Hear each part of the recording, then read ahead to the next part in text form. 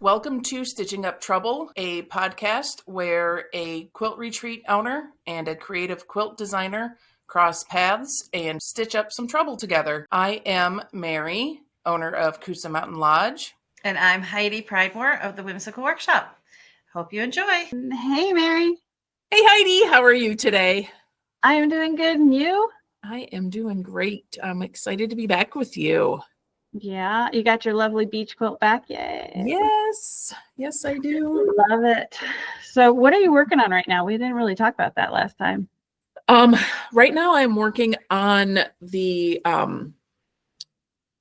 step outs and the class write-ups for the last of my stripology certification homework. So okay. I have the demo videos all recorded. I made my step outs for the quilts, and now I just have to quickly write up like what the steps are. So I have one more pattern to do for that. So and then I have to figure out how to get it all to them.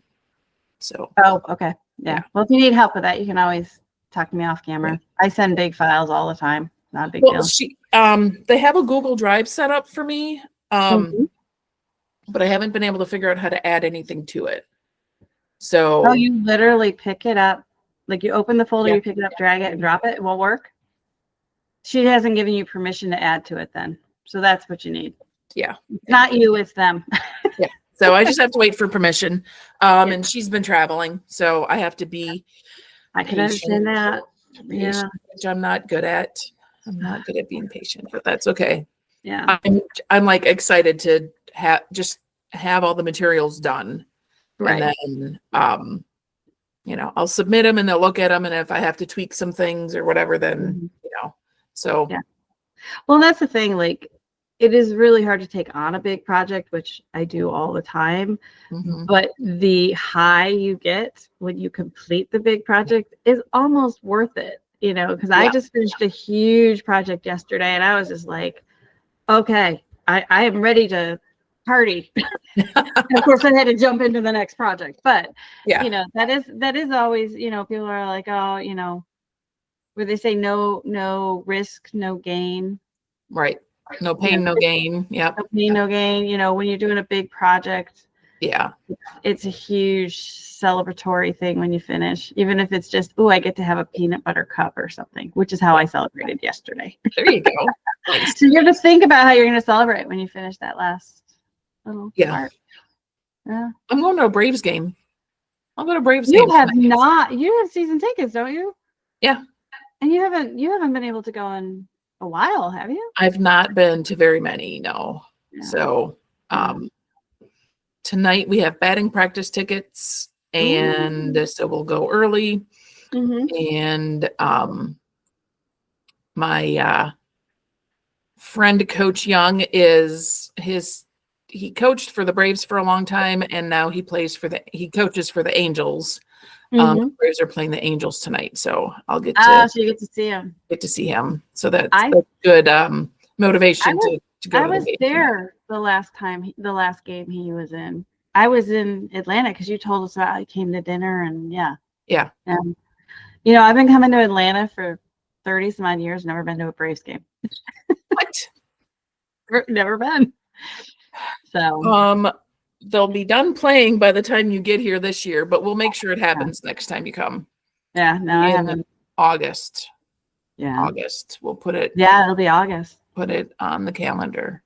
Yeah, because I was like, I've never been. I'd asked my niece; she was totally into following the Braves last last year, and I said, "Oh, are you still doing that?" She's like, "No, because I don't go to the games. I don't really follow it." Yeah. I had taken her to a couple of the games, and we had a great time. So she was more interested. But yeah, she just likes hanging out with you, Mary. Who doesn't? I mean, I know. If you know Mary, you know that's true. So you've got stripology. Are you still working on the any handwork or? Yes. So Shannon at the Common Thread in Dahlonega, Georgia. Nice, we were at H&H together, and she bought some handwork kits. So I've been working on a couple of those samples for the shop. Yeah. I finished one. I'm working on the second one. She actually commissioned one of the ladies there to do custom Delanaga embroidery kits for the Oh, shop. nice. And they turned out really, really cool. So the designer sent one that was completely stitched, but Shannon wants a second one to put in like the Chamber of Commerce. So I am going to stitch that. So I'm about half done with that one for her. Yeah. So been working on that handwork. Been working on some class samples. So I had my first scrappy class 2 weeks ago, and everybody was very excited about it. And they chose the pineapple quilt to do next. Oh, yeah. I've been working on pineapple blocks. You have my pineapple quilt. Yeah, hanging over the railing. Yeah. Yes, so it's not scrappy, but No. I don't have one here. You have it.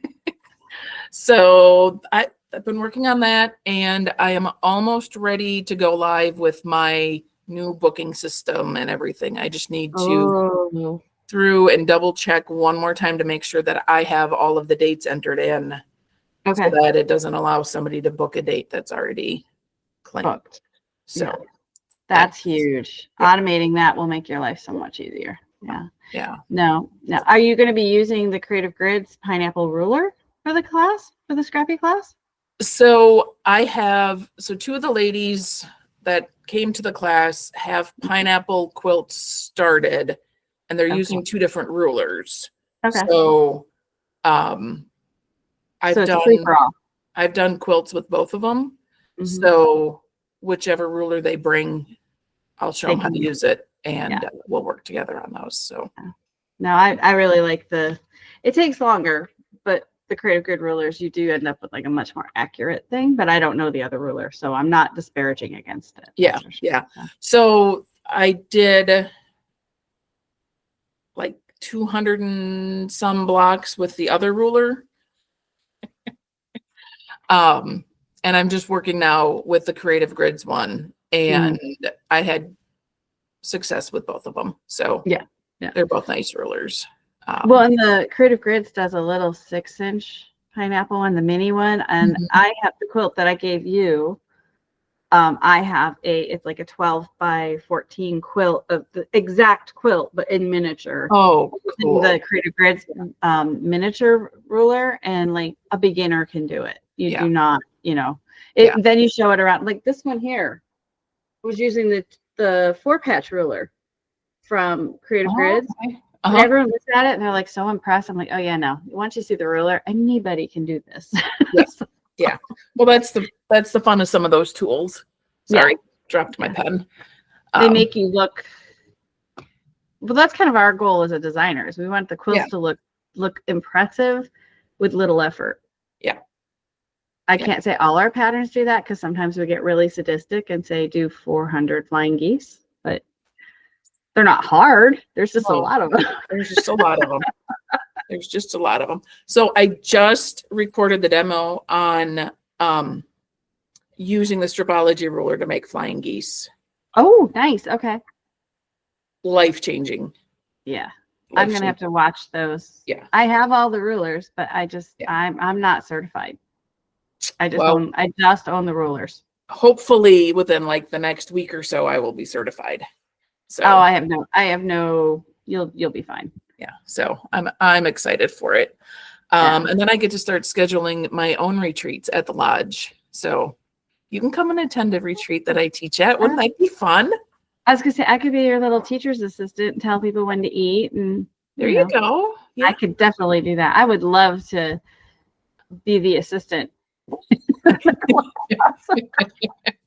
I'd have to learn. I don't know it, so I'd have to learn. So. Well, you could just come and attend and not be responsible for anything, which would be I wouldn't know what to do. Right? Wow. No, well, that's not true. I do go to one or two retreats a year with friends that I have zero responsibility whatsoever. Yeah. And I love it. That's good. So usually I'm bringing work. It'd be nice to go to one and not bring work. Right. But it is what it is. Somebody's got to pay the bills. You're just too popular. You're just too popular. You know, on that note, our little business is chugging along right now. We've got clients we haven't worked with in 6 years coming out of the wall. It's coming to, I mean, we are just inundated with work right now, which is such a switch from last year where there was like crickets, there was nothing. Yeah. So it's great. It's like it's you either worry about where's the business or you worry about how am I going to get it all done. There's no like happy medium. So do you know what I think it is? You started recording a podcast with me and now everybody wants to be. I would hope so. I would hope so. So I'm so excited doing this. I missed it for the last couple of weeks. I was kind of like, this kind of brings me out of my shell and lets me just, you know, talk to people and say, hey, and visit with you. And, and you always ask me questions about stuff that I don't even think about. You know, I'm always just in a let's go mode. Right. And I don't ever stop to think about what have I accomplished or what have I done. It's like, what's the next thing to do? Right. So, I'm a horrible marketing person. Horrible. So that's your job. Okay. I'm horrible at marketing for us. Gotcha. Okay. Because I do it. And on that note, we are looking to bring on a couple of new people to help us with marketing because we're getting more and more marketing work. Nice. So yeah, so that's we're gonna grow a little. It'll be exciting. Yeah. Very cool. Yeah. Awesome. I'll let you know when that happens. What else do you have that you should be marketing? I should be marketing my very first original batik line from Island Boutiques is now on the website, available for sale. It is called Splish Splash. You can't really. I pulled it to take photos for, you know, marketing. So it's, I'm very proud of this. I did all of the artwork for all the pieces. So like there's the seahorse medallion in there. Doodles is saying hello. Hi, Doodles. These are more cute little pinwheel seahorse. But then I had done, if you know my work, I have this fun fish that's like very cartoony, and I put it on the fabric, and they came back and said, we need a more grown-up fish. So this is as grown-up as I got. Oh, I like that. Yeah, it's still whimsical. Yeah, but he looks like he's a chubby fish, like a chubby person. So, and I think you know, and then we did a seaweed. And these are all in different colors throughout the collection. But then we have kits for all of these. And the fabric is up by the yard. We got lots and lots of this. We're going to be using this in November at your retreats. I'm very excited. So I have seen the fabric in person and it is gorgeous. Yeah. Such beautiful colors that all just really play well with each other. And I'm very proud of that. I've seen a couple of quilts made out of it, and they're just beautiful. You quilted a couple. Well, you quilted one, or you are quilting one made out of it. So check out the whimsicalworkshop.com. We got that there. We've been, we got that. I just finished. It's weird because you do this a year in advance. So like or 2 years in advance. So I did this 2 years ago, and I just finished my next collection that you won't see till fall of 27. Right. So that's how far out they are. So I've been doing that. I've traveling. I totally forgot what I was talking about. Your marketing, you have your new line coming out in fall of 27.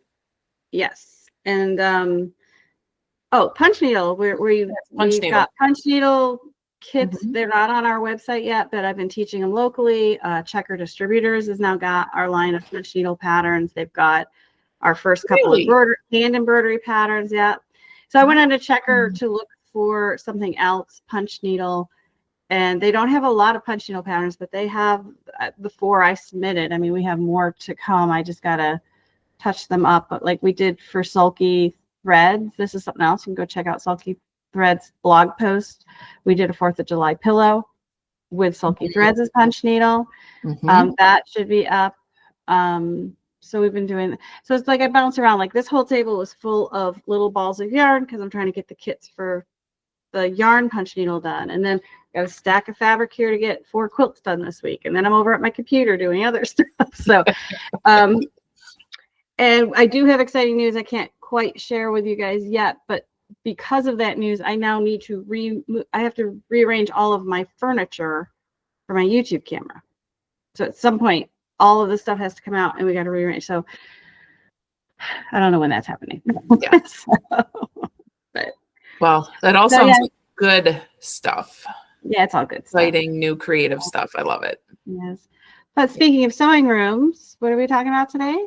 We are talking about some ideas for organizing your sewing rooms. Mm-hmm. So some things that I use that have been very helpful for me. Although if you look around my sewing room now, you would not know that I've got organizing tools. There's a reason I'm showing you this beautiful quilt and not the rest of the room. But I feel the same way. And I'm like super orderly and super neat. And I've got piles everywhere. And it's making me crazy. So I definitely need to organize. But now I know I'm going to be moving everything out. So I'm not in a big hurry to. Right. Yeah. Who wants to clean twice? I don't even want to clean once. So. Good point. Good point. All right. So you have a few ideas and I have a couple. So why don't we start with yours because they're so nicely listed and mine are from the seat of my pants. So the first one, and I learned to use these. I learned the hard way why these are important. First one is project bins or bags. So I have the plastic project bins here. I use the exact same ones. Yep, that you can get from Michael's, or I bought mine by like the dozen from Michael's. So these are great. And they always go on sale. Yeah. Watch for the sales. But they're big enough to lay your larger blocks flat in them so they don't get all wrinkled and distorted or whatever. They're usually big enough to fit the pattern and all of the fabric for a project in them. So they are great. And my rule when I use these is the fabric for the project all stays together until the binding is on the quilt. Because there have been several times where I call it releasing the scraps into the wild. And I've given some of my scraps to my good friend Rita. And who's not in the same state, so you can't run over and get it. No, well, she was at this point. She used to live in Georgia. Oh, okay. But I've had to call her and say, you remember those brown scraps with those cream flowers on? Can I get those back, please? Because I miscounted when I cut my pieces for some blocks. So I am the same way. I have a IKEA hamper over here. I throw all my scraps in, and then I give it to a lady who sorts and donates it. But that rule is so important. All in the box. All of it. I don't care how small it is. All of the scraps stay in that box until the binding is on, and then all bets are off. And then the other thing. Oh, wait, before you go on that, the other thing is with those boxes, I've actually invested in the shelving that Michael sells that they stack up in. Ooh. So I have, when the studio is done, I'll give everyone a tour. But when I have it, so it stacks the short one and then the long one and then the short one. So I have an entire like 9x9 space that all these fit in. And then I label the edge of each box as it goes in. Right. So that I don't have to constantly be opening them. So I just use my label maker, I stick it on there, and then when I'm done, I pull the label maker off. And I can in one glance look at the wall and say, where's the kit or where's the project I need? Right. So yeah, I'm glad that's great. We got that tip together. Yes. So along with the project boxes are the project bags. Ooh, convenient that it's Coosa Mountain Lodge. Yeah, that's something. I have a couple of those around. Yeah, so if you attend a retreat at Coosa Mountain, you are gifted with at least one project bag. But these are great for smaller projects. I like to use them in the project boxes to hold the scraps. So like when you cut a quilt and you have like the ends of the strips that you've cut or whatever, that goes in here to keep it separate from the actual pieces that I'm going to use in the blocks. Right. But it keeps all of the fabric together in that one bin, like we were saying. So you don't lose some of the fabric and need, oh, I just need a 2.5-inch square. Correct. All in there. And then I've also tried using like the leftover scraps as pieces in the blocks, which makes things very confusing. So using one of these bags inside of your project box is really helpful. So that's, those two kind of go together. So. Yeah, and it definitely, like, even though you throw it in the box, keep it organized within the box. It makes sense. Yeah. You're less likely to make mistakes sewing if you are orderly through the whole process. Correct. Yeah. And it's hard sometimes to do that, but it definitely I know when I'm like falling off the rails, I'm like, no, you need to straighten up before you start sewing again, because you're going to pick up the wrong piece, or you're going to do something. Right. Exactly. Yeah. Exactly. So those are definitely good ones. And those project bags are awesome for travel. They also can fit like files. Like I have all my hand sewing in a bag with the bag, so you can just go through and pull out the bag when you want to go.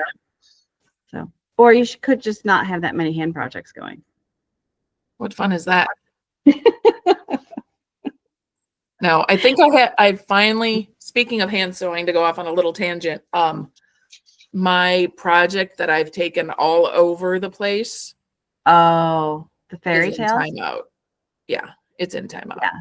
Oh, mine's in timeout too. Because I stitched like a whole section that's like 20 stitches long with like one row too high. Oh. And the problem is there's like a mirror image of another one, like the same thing in the right spot. Yeah. So I spent 20 minutes last night tearing it out, and I'm like, okay, you're in timeout. Oh. Let me share a tip, because you did exactly what I tell people to do. When you make a big mistake on any project, before you put it in timeout, undo the mistake. Don't redo it. Just if you put it away with the mistake already in place, you will never touch it again, because you know you have to rip before you sew. Right. So I do that in the studio, even to the point where if I make a mistake because it's too late and I'm tired and I shouldn't have done it, I will take the time to rip it out before I go to bed, so that when I come in, it's fresh, I can fix it. You're less likely to stop projects if you do that. So. So I'm proud of you for ripping it out, even though I'm sure it was not fun. No, it wasn't. But I also knew that if I didn't rip it out, I would never remember what the mistake was. Right. So. Right. That's a whole nother reason to do it. But yeah. I just know me. I'm like, I'm not touching that. I made a mistake on it. You're right. If you can't like pick it up and start working on it right away, the incentive to get back to it is not there. So that's a very good tip. Very good tip. All right. Well, that was a freebie, because that's not even an organizational tip. All right. Next tip. So the way that I have started storing my fabric is I buy magazine boards. They are cardstock. They're a little bit thicker cardstock, but they're acid free, and they're meant for preserving collectible magazines. So, also, if there's any nerdy people out there, they're also called comic book boards. So comic book boards and magazine boards are two different sizes. Oh, they are? They are. I did not know that. So magazine boards are the size of magazines. They're a little bit bigger. They're like a regular size piece of paper, the 8.5 by 11. Okay. The comic book boards are a little bit smaller. Okay. So if the magazine boards will fit on your shelf, I highly recommend using the magazine boards, because you can fold your fabric in half lengthwise and roll it on the magazine board, and the fabric fits perfectly on the magazine board. Okay. And so what I'm going to ask for you, because you're going up to the lodge this weekend, I think. No? Next week? Yeah. Shoot. Okay. I want you to take a picture of your fabric wall. Do you have it at your studio there? No. Okay. I moved it all And up. we will use that image for the thumbnail so people can see what you're talking about, because it is so pretty to just see it all stacked up. So I spent days and days. This was one of my COVID projects, wrapping fabric around the boards. And it is a much more efficient use of space. And I stand them up on the shelf like books, and it makes fabric pulls so easy. So yeah, and it's pretty. It is pretty. So in my studio, I have it set up by color. So like rainbow order, basically. And then I have a section for Halloween prints, a section for Christmas. And then I do have like one section for collections. Right. Where you've purchased it together. Yeah. Right. So that doesn't look quite as pretty because it's not like in the nice ombre order, but the rest of my stash is. And it just makes it, like I said, really easy to do a fabric pull. And the way I do it, if I have a yard or more of the fabric, I wrap it around the full board. If I have between a half a yard and a yard, I cut the board in half lengthwise. So I have the tall skinny strip, and I wrap the half yards around those. So then I know just by looking at them, I know I have at least a full yard of the ones on the full size boards. Right. And I have less than a yard on the other one. So it just also helps with fabric pulls for how much, if you need between a half yard and a fabric. Another really nice thing about storing it that way is there's very little of the fabric exposed to the environment. You've got the one edge and the top, but everything else is encased inside the wrap. Right. And so, you know, if you do happen to be one of those people that have a room where sunlight comes in, you can't get rid of the sunlight. I live in Arizona. We're trying to get rid of sunlight. You know, you're not exposing the entire fabric, just an edge of it. So, yeah. And so for the magazine boards, where do you get them from for people? If you have a comic book store or like a card collector store or things like that in your area, you can go there and buy them. I order them in bulk off of Amazon. Okay. Right. But it's, you know, depending on how you want to do it, they are available at a couple of locations. And but yeah, I've seen that there was a company that came out years ago and they had like styrene boards. They were very nice, but they were also very, very expensive. So this is a much, because I don't think people realize how many pieces of fabric are in a stash. So I've kind of like used it almost as a self-limiting thing as well. Because I like won't buy any more magazine boards. So that means I can't buy any more fabric to put on them until I use some that's and on empty there. some of the boards. So that's also not everybody has to follow that rule. No, that's my rule for myself. And I don't always follow it. That's also kind of my rule with the project bins. I have a certain amount of project bins. That's how many projects I have. And I have to finish a project before I can start another one. Right. So, and those are a lot harder to store. A little piece of fabric can get shoved in there a little easier than it. But I'm the same way. I only have so many spaces. Right. You know, I do have a couple that have been hanging around for quite a few years. And I'm like, someday I'm going to make that. And then like 5 years go by and I look at it, I'm like, yeah, no. And then I get rid of it. Well, sometimes we're not ready to get rid of something, but that's the, those are the magazine boards. Okay. So what do you do with smaller cuts? So smaller cuts, like fat quarters, I have bought some CD shelves. Oh, that's a good idea. Compact discs. They're, you know, you fold them. They're about the same size as a CD case.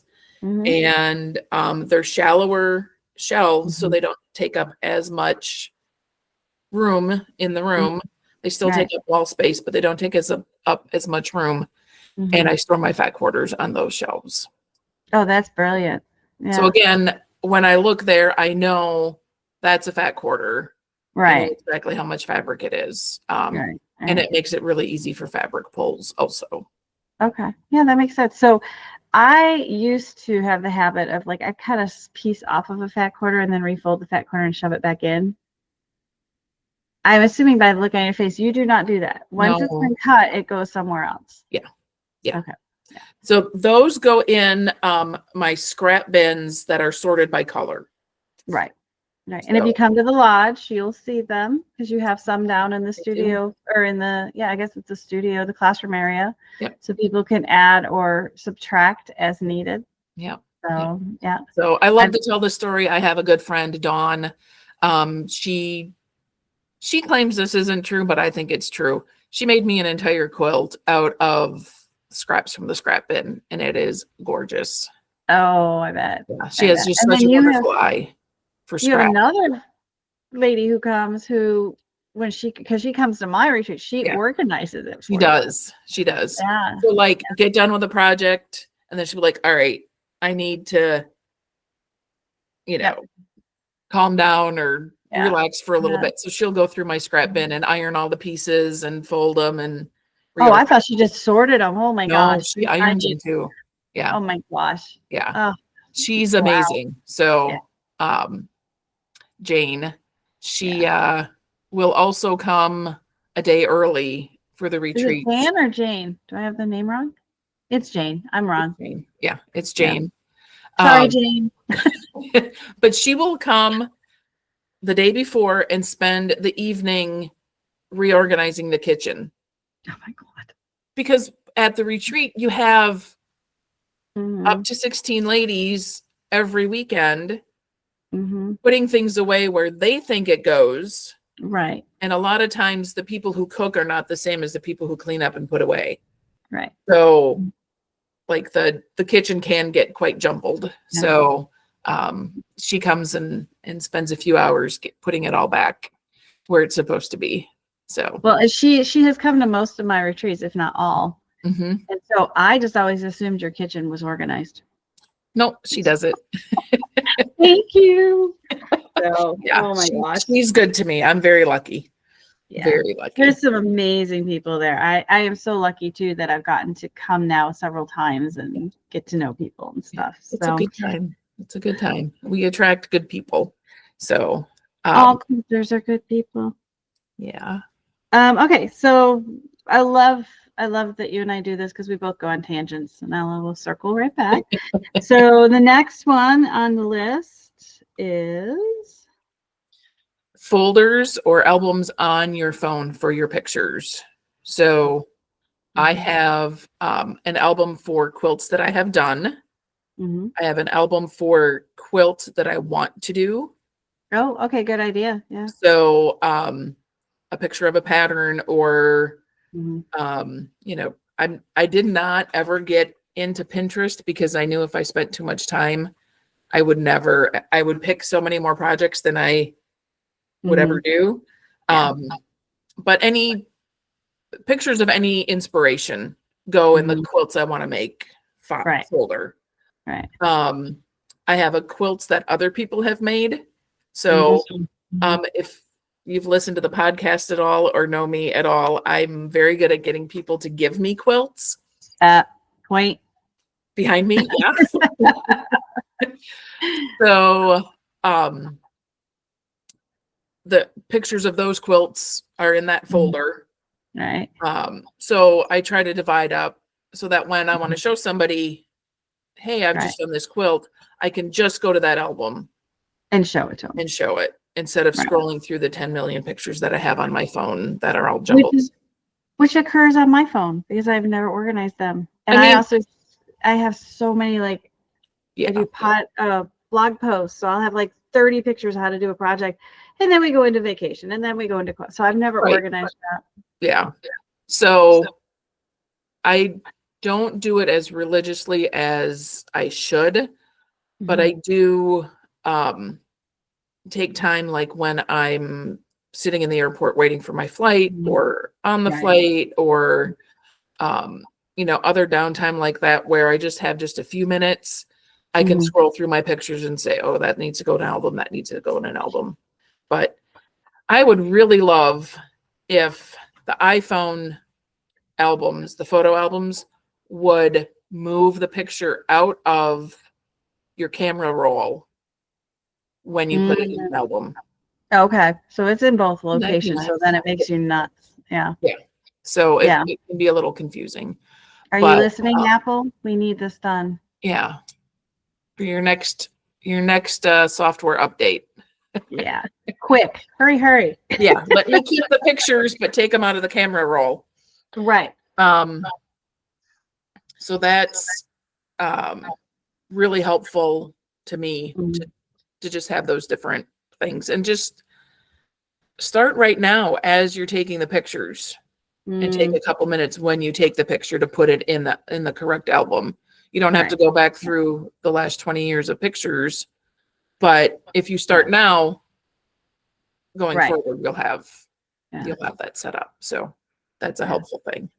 And then my last one is a travel bag for notions. So I have a lot of people coming to the lodge, coming to retreats. I used to go take a lot of classes. I'm now starting to teach some classes, so I have to have my travel bag with my basic sewing supplies in it.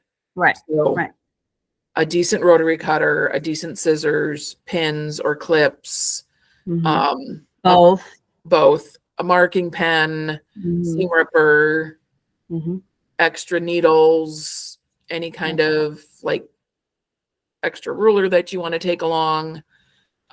Get a notion bag together of things that you use frequently and leave it all in there. So get duplicates of the things that you use frequently, so that when you go to class, you just take that notion bag and you're not going through your sewing room trying to find ripper or, because you're going to forget something. So right. Yeah. So then when you forget it at a class, when you buy the replacement at the class, you have to put it in your travel bag. Well, I always call that my Quilting Go bag. Yes. And I do have an earlier YouTube video about what's in the bag, but maybe as a podcast, we should each grab our bag and go through what we have in it. That's a really good idea. Yeah, because maybe we could do that in one of the next two podcasts, because I know from 25 years of traveling, I've got stuff in there that I don't think about, but has come in super handy. Yeah. You know, but I've also gotten to be known at the camps I go to. They're like, oh, Heidi has it. Because I have the weirdest crap in my bag. But yeah, we could do that and just kind of give you guys an idea. But yeah, and the rule of this bag is you do not take anything out and use it in your actual sewing room at home. Nope. You leave everything in the bag, because if you take it out, you're going to forget to put it back, and then you're going to be sunk when you think you have it. So, because I always say, oh, I'm going to go through the bag before we leave, just make sure I've got everything. And if it's a retreat for me, I never do it. Like if it's a class, I'm the teacher. Right. Yeah. I will be responsible for the class, but not for myself. So, right. It's amazing what you'll do for other people. Yeah. But so the Common Thread in Dahlonega has started a Tuesday UFO sew. So every Tuesday you can go bring your UFO projects there, your unfinished, your works in progress, and go sew there. I used to do this every Friday at a shop nearby. Sadly, the shop has since closed. But I had my go bag that I never even brought in from the car. Oh, wow. Like I knew I was going every Friday, and I might go like on a Wednesday and take a class or whatever. I actually bought a travel sewing machine and the duplicates, and I left it in the car. So you always, because if you're going to be doing this all the time, you don't, probably you guys are okay. In Arizona, I made the mistake of leaving a sewing machine in the car overnight in the heat of summer. It never turned on again. I know we ended up getting it fixed, but he said that some of the wires melted. That's how hot it gets in a car in Arizona. Wow. So, but Yeah, I did not buy a fancy travel machine. It was not like one with all the electronics and everything. You don't need that for No. classes most of the time. So I bought an okay machine and left it. So, but yeah, But no, that has been a huge time saver and frustration saver to have it all together. Well, and you and I both travel a lot. Yeah. So, you know, we've done the same I assume you did too, but I have the same thing with my toiletries and, Mhm. you know, my backpack for travel. I have a backpack for travel and it's always like partially already packed. Right. Because when you go to pack for anything, it's stressful. Even Yeah. if you do it all the time, you're just like, did I pack everything? You know, I don't know. Every time I go on a trip, I think the night before I lay in bed for at least 10 minutes running through everything. Did I get this? Did I get that? And then the next morning I'm shoving more crap in the bag. I always forget something. So I am, as I'm getting older, trying to do better about getting those systems. Right. And being smarter about how you pack. And when you have to go on a creative retreat of any kind, there's so many other things you just don't think about. Yeah. So the true test is if you teach on a cruise, because there are no quilt shops in the middle of the ocean. So you need to make sure you have everything. I just had a couple others to just sort of throw in. Again, I probably have more after I organize my studio.